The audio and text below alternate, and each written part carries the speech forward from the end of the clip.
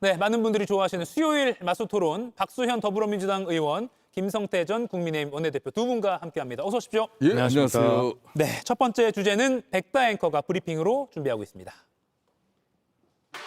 그래도 지구는 턴다. 그러니까 이분들은 저한테 지구가 평평하다고 얘기를 해라.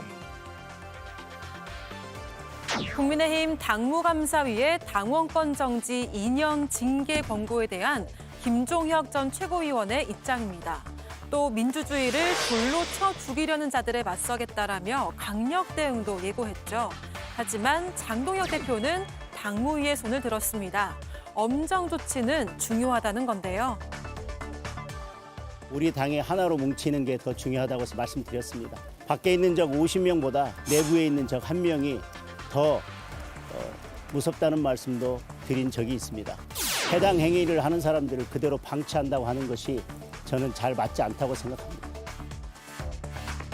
장동혁 대표가 말한 내부에 있는 적 1명은 누굴까요? 김종혁 중징계를 두고 국민의힘 내부 분위기가 심상치 않습니다. 네, 첫 번째 토론 주제는 김종혁 중징계 권고 파장은 이렇게 잡아봤습니다. 어제 김종혁 전 국민의힘 최고위원에 대해서 당원권 정지 2년 권고가 나왔습니다. 중징계인데요. 박수현 의원님. 예. 그리고 아까 방금 그 장동혁 대표가 해당 행위를 엄정하게 조치해야 된다라고 말하면서 힘을 실어준 것 같아요. 예. 예, 돌아보면 저희가 야당일 때 우리 김성태 전 원내대표님 존경합니다만 민주당을 향해 했던 말이 뭐 이재명 일극 체제. 그러더니 지금은 또 정청래 일당 독재라고 얘기해요. 그래서 이게 그대로 돌려드리는 게 아닌가, 드려야 될 게 아닌가 이런 생각을 하는데 좀 내부에 있는 적 1명이라고 장동혁 대표는 이야기하지만 그것이 한동훈 전 대표를 이야기하는 건 아니겠어요? 그렇다면 한 계파를 얘기하는 겁니다. 예. 적어도 완전히 그 목소리가 다른 한동훈 계를 축출함으로써 장동혁 대표의 목소리만 있는 동의하는 그런 어떤 한 가지 색깔의 정당을 만들겠다. 이제 본인 나름대로는 아마 올해 연말까지 이제 그런 어떤 당 내부를 정비하고 내년부터는 지방선거를 향해서 이제 민주당이 목표로 하고 있는 민생만 도드라지게 하는 이런 어떤 길을 가겠다는 뜻인지는 모르겠습니다만 예. 그렇게 해서 내부가 정리되는 것이 아니죠. 좀 시간이 걸리고 힘들더라도 다양한 목소리를 포용하고 인내하고 수기하면서 그것이 정당 민주주의의 기본 가치 아니겠습니까? 그래서 좀 뭐 섭섭하실지 모르지만 장동혁 대표가 로드맵이 있다라고 말씀하셨는데 이걸 좀 제가 돌려드리면 로드맵이 있다고 했지만 결과적으로 그 로드맵이 로드킬이었다. 이렇게 제가 말씀 드릴 수밖에 없는 그런 상황인 것 같습니다. 예, 장동혁 대표의 로드맵은 로드킬이었다. 아까 연탄봉사를 간 것 같은데 굉장히 어떻게 보면 무게 있는 말을 했어요. 장동혁 대표 입장에서는 이제 올 연말 이내까지는 이제 당내 갈등 그리고 당내에서 그동안 논란이 됐던 문제에 대해서 일정 부분 당내 기구를 통해서 그 사람들이 어떤 판단을 하는지 그걸 지켜보는 것 같아요. 그러니까 지금 이번에 이제 김종혁 전 최고위원의 이제 당무감사위원회에서 징계 권고안 같은 경우도 사실상 그 이호선 위원장 같은 경우는 장동혁 대표 입장에서는 한 번도 만난 적도 면식도 없는 그런 사례예요. 또 자기가 추천해가지고 된 사람도 아니고 뭐 그런 사람이 이제 나름 이제 그런 결정을 했다니까 예. 그 결정이 이제 어떻게 흘러가는가도 이제 자신이 지켜보겠다고 하는 것이고 그렇지만 이제 이런 모든 사안들은 그동안 이제 한동훈 전 대표와 장동혁 대표와의 이 갈등은 윤석열 전 대통령과 한동훈 대표의 갈등을 넘어서서 계속해서 이어지는 그런 이제 양상 행국이 되고 있다 보니까 이게 이제 당내 갈등과 분열을 갖다가 치유하지 못하고 더 악화 일로로 걷는 거 아니겠냐. 예. 그런 측면에서 이제 김종욱 전 최고위원의 이번 뭐 징계 건은 상당히 어떻게 보면 김종욱 전 최고위원의 몸값만 천정부지로 지금 올려주고 있는 겁니다. 전국적으로 이름이 알려졌으니까요. 아우 원래 또 이 사람이 또 메이저 언론사에 또 정치부장, 뭐 편집국장, 그리고 방송사, 뭐 미디어 사장도 했던 그런 분 아닙니까? 그렇기 때문에 그 본업이 촌철살인이에요, 이분이. 그렇기 때문에 때로는 맛깔나면서도 때로는 당내에서도 잦은 변화와 쇄신을 요구하는 그런 목소리를 많이 낸 거 사실이에요. 예. 그렇다고 해서 지금 이 시점에 그 당무감사위원장은 그런 결정을 해가지고 당에 더 큰 분란으로 이어지는 어떤 그런 상황을 만들었다는 부분은 대체적으로 많은 당원들도 큰 우려를 하고 있죠. 예. 그 우려 섞인 목소리 중에 하나가 이제 뭐 형평성이라고 할까요? 전례와 비교를 좀 해볼게요. 국민의힘에서 당원권 정지 징계를 받은 사례를 살펴보면 이준석 당시 국민의힘 대표가 2022년에 당과 윤 전 대통령을 겨냥해서 양두구육, 신군부 이런 발언으로 해서 당원권 정지 1년 처분을 받은 바가 있고요. 김재원 최고위원이 2023년에 5.18 정신 헌법 수록 반대, 전광훈 우파 천하 통일 이런 발언을 해서 당원권 정지 1년 처분을 받은 바 있습니다. 이런 전례에 비춰봤을 때 김성태 의원님, 예. 어제 2년 권고 딱 나왔을 때 세게 낸 거죠. 세다라고 하셨어요. 세죠.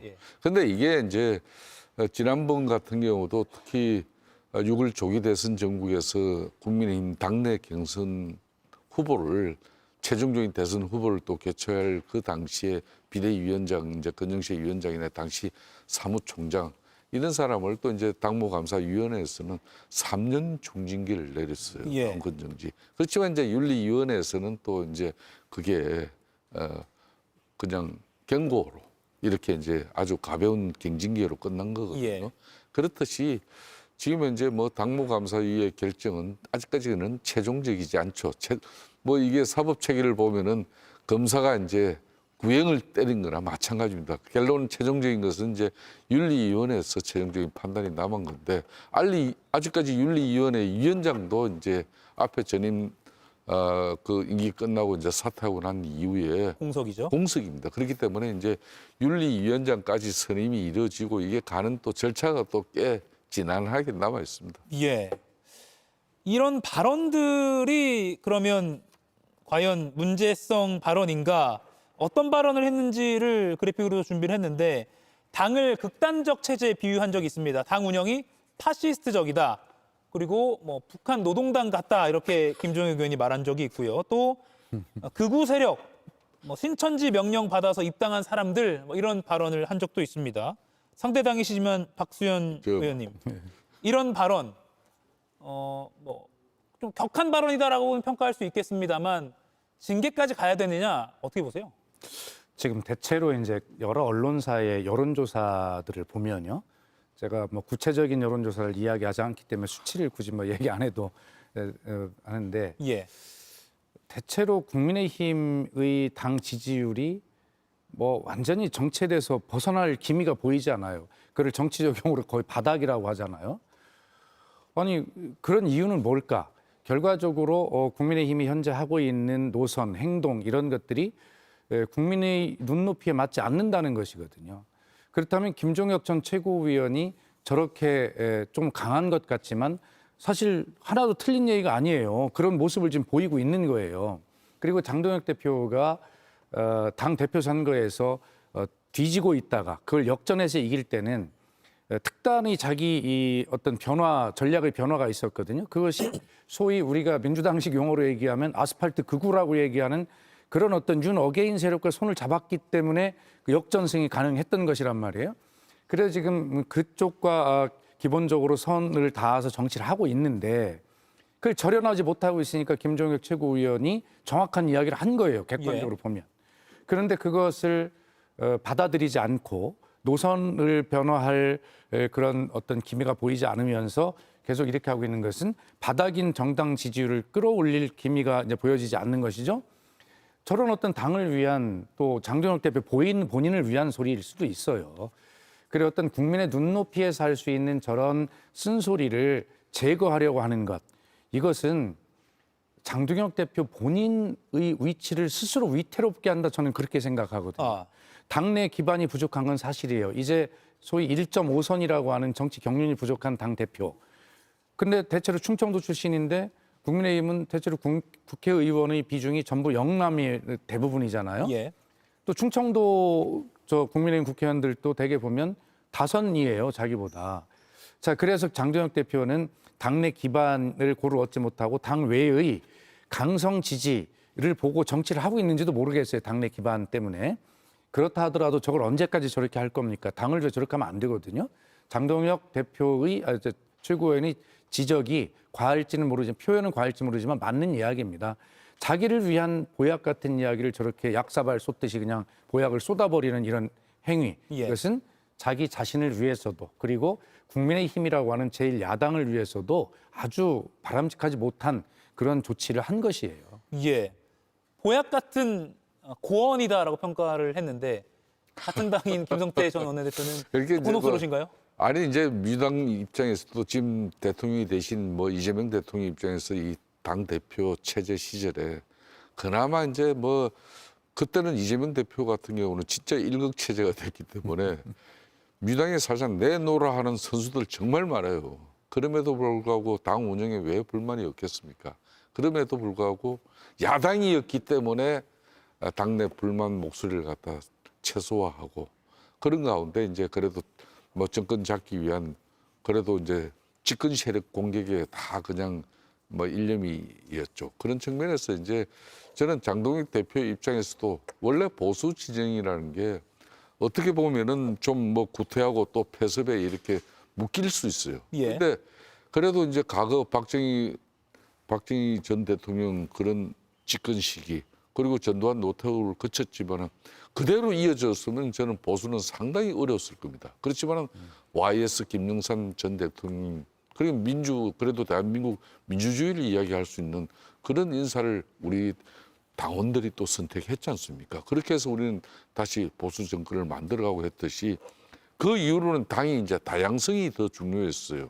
그러니까 지금 현재 합리적 보수의 목소리를 가지고 우리가 국민들께 다시 신뢰를 회복해야 된다는 그런 관점도 있는 것이고 또 한편으로는 과거 이제 박근혜 전 대통령 그때 탄핵 이후에 그때도 우리 지층이나 그러니까 강력한 적극적 지층 이 목소리를 우리가 좀 소홀히 하면서 예. 상당히 더 큰 어려움을 겪었다. 그렇기 때문에 더군다나 지금은 12.3 비상계엄 그걸 가지고 사법 절차에 따르는 그런 상황을 지금 민주당이 지켜보는 게 아니고 끊임없이 국민의힘을 내란 세력 척결 그러니까 내란몰이를 통해 가지고 6.3 지방선거까지 이어가려고 하는 거 아닙니까?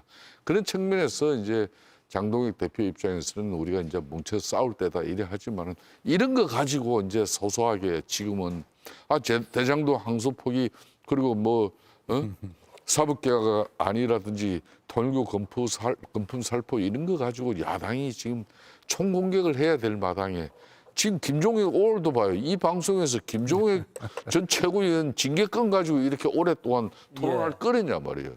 이 그만합시다. 이거는 뭐. 그만하고 싶은데 네. 볼 게 좀 많습니다. 그래서 아마 박수현 의원께서는 이게 로드킬이다라고 아까 표현을 하신 것 같아요. 그런데 이게 지금 1라운드라면 저분은 대변인이 아닙니까? 그것도 수석 대변인. 예. 한동훈 본인의 이제 또 이슈가 하나 남았습니다. 당원 게시판 논란. 이것도 이호선 당무감사위원장이 불씨를 남겼어요. 써서는 안 될 일종의 기준이라고 하면서 뭐 개인정보보호법 이런 거 아니라 이거는 정말 넘어서는 안 될 선이다라고 하면서 좀 강력한 징계 권고를 암시를 했거든요. 그러면 김종혁 전 최고위원 넘어서 한동훈 전 대표 당사자 그 본인도 축출 수순으로 갈 거다 이렇게 보세요? 그럼요. 당연히 김종혁 전 최고위원은 친한계죠. 친한계로서 한동훈 전 대표로 향하는 징검다리죠. 상징이고 결과적으로는 김종혁이지만 한동훈이다 이렇게 보시면 될 것 같고요. 예. 그래서 이제 장동혁 현 대표는 당내 이제 정치 기반이 약하기 때문에 어떤 그 계파 자신과 경쟁자죠. 경쟁자를 포용하면서 함께 당을 끌고 갈 힘이 지금 없는 거예요. 그렇다면 숙일 수는 없으니까 완전히 제거하기로 이제 작전을 세운 것이죠.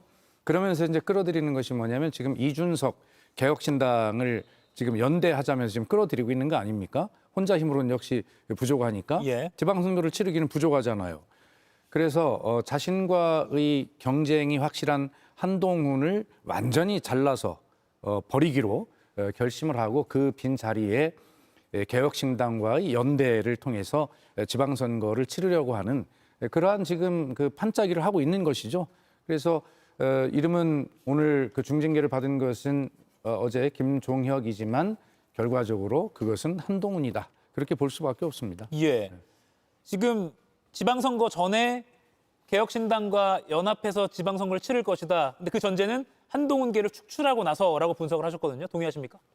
저분은 지금 현재 집권당 그대 지금 현재 민주당의 예. 수석 대변인이에요. 두 번째 말씀하셨습니다. 그러니까 국민의힘 상대당이 6.3 선거를 앞두고 이제 자중지랑 분란이 나야 그 상대적 이익을 득하는 정당이 어디입니까? 민주당이 될 거 아니에요. 그런 측면에서 상당히 분란을 일으키는 그런 내용을 지금 짚어줬어요. 예. 뭐 그럴 우려가 없는 건 아니지만은 참 저는 이런 상황을 좀 보면서 이 100년 해로를 다짐했던 그런 부부도 돌았으면 왼수가 된다듯이 예. 저는 그런 측면에서 장동익 대표나 한동훈 전 대표 이렇게 극단적인 어떤 극한 상황까지 가는 것은 정치가 아니에요. 그렇기 때문에 뭐 어찌 보면은 양 진영 다 뭐 지금 현재 진영 싸움 할 거는 아니죠. 예. 야당은 절대 내적으로 갈등과 반목 이런 게 있더라도 이걸 치유하고 화합해가면서 통합해 나가는 과정이 선거운동이 되는 거예요. 집권당은 정책과 비전 가지고 국정 운영 가지고 국민들에게 표를 얻을 수가 있지만 예. 야당은 그런 기능이 없어요. 그렇기 때문에 오로지 당에 갈등이 있으면 그 갈등도 치유하고 당에 또 분열이 있으면 그걸 화합으로 만들어내는 그런 과정을 국민들에게 감동스럽게 보여주고 또 그런 과정에 누가 헌신하고 희생을 하는지 이런 걸 보여주는 게 야당이거든요. 그런 측면에서 저는 뭐 선배로서 뭐 이게 뭐 이미 뭐 윤석열 전 대통령은 뭐 제가 죽은 놈 뭐 이런 표현 비슷한 내용인데 이미 떠나갔어요. 예. 우리들 떠나간 사람 자꾸 그걸 네 때문에 떠나가고 그걸 왜 우리가 붙잡지 못했네 이렇게 싸울 일은 아니거든요. 예. 윤석열 전 대통령은 우리가 극복의 대상이지 뭐 내년 6.3 지방선거에서 이 사람 간판을 내걸고 이 사람 이름 걸어가지고 한 표라도 받을 수 있습니까? 예. 그 같은 맥락에서 짧게 이것만 질문 드리고 두 번째 이슈로 넘어갈게요. 장동혁 대표가 당명을 바꾸려는 그런 가능성도 내비쳤다. 이런 보도도 있거든요. 제가요 지난번에도 얘기했지만 연말 연시를 통해서 예. 터닝 포인트를 반드시 만들어냅니다. 그리고 아까 박수현 대변인께서도 이야기했습니다만은 저분이 정확한 사람이거든요. 예. 그래 8월달부터 지금까지 지리멸렬한 이런 제1야당이 그렇다고 해서 뭐 집권당 민주당이 뭐 그렇게 잘한 것도 없어요. 또 이재명 대통령 국정 운영이 그렇게 국민들에게 큰 감동을 줄 정도로 막 이런 큰 변화를 만드는 것도 아니에요. 그럼에도 뭐 대통령이 웬만한 국정 운영 지지율을 유지하고 정당 지지율도 지금 현재 민주당이 뭐 국민의힘보다는 월등하게 높은 것은 예. 사실상 우리가 잘못해서 이런 거예요. 그런 만큼 이 잘못을 이대로 계속 오래 가지는 않아요. 연말 연시쯤 확 털 겁니다. 그 털어서. 트는 것 중에 하나가 당명 변경도 그게 있을 이제 수 있다. 중도 예인을 확정하기 위해서 예. 또 기존의 윤석열의 뭐 그런 분위기를 다 씻어내야죠. 예. 그러려면 당명도 당연히 바꿔야 되는 그런 상황이 오죠. 예. 한 말씀만 지켜봐야 치면 예. 그 연말 연시도 되고 이제 새해도 맞이하는데 목욕을 깨끗이 하고 새 옷을 갈아입어야지 목욕 안 하고 옷만 갈아입으면 되겠습니까? 예. 목욕제기의 심정으로 한대당이지만 예, 고언을 하셨습니다. 아까 손가락질 몇 번 하셨지만 그래도 정확한 사람이라고 칭찬하시면서 그럼요. 손가락질 하셔서 예, 저도 존경합니다. 예, 1일 1존경도 표시하시고요. 넘어가겠습니다. 이가혁 라이브를 시청해 주셔서 고맙습니다. 이가혁 라이브는 평일 오후 5시 TV와 유튜브로 실시간으로도 함께 하실 수 있습니다.